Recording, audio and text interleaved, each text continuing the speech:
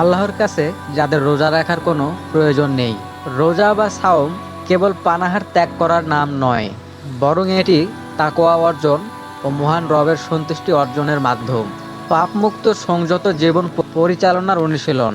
অন্য সময়ের মতো সব ধরনের পাপে দিব্যি লিপ্ত থেকে সকাল থেকে সন্ধ্যা পর্যন্ত না খেয়ে থাকাকেই রোজা বলা যায় না। কেউ যদি সত্যিই আল্লাহর সন্তুষ্টি অর্জন করতে রোজা রাখতে চায়, তার উচিত সব ধরনের পাপ থেকে নিজেকে মুক্ত রেখে রোজা রাখার আপ্রাণ চেষ্টা করা। হাদিস শরীফে ইরশাদ হয়েছে, হযরত আবু হুরায়রা রাদিয়াল্লাহু তাআলা আনহু থেকে বর্ণিত, বিশ্বনবী হযরত মুহাম্মদ সাল্লাল্লাহু আলাইহি সাল্লাম বলেছেন, যে ব্যক্তি মিথ্যা কথা বলা, তদানুযায়ী কাজ করা ও অন্যায় অবিচার পরিত্যাগ করে না, তার খাদ্য ও পানীয় ত্যাগ করার কোনো প্রয়োজন আল্লাহর কাছে নেই। সহিহ বুখারী হাদিস নম্বর 1903। এই হাদিসটি রোজার উদ্দেশ্য বোঝার ক্ষেত্রে অত্যন্ত গুরুত্বপূর্ণ। আল্লাহ তাআলা রোজাকে কেবলমাত্র খাদ্য পানীয় থেকে বিরত থাকার জন্য ফরজ করেননি, বরং এর পিছনে একটি মহান উদ্দেশ্য রয়েছে। এই মহান রোজার উদ্দেশ্য হলো তাকওয়া অর্জন।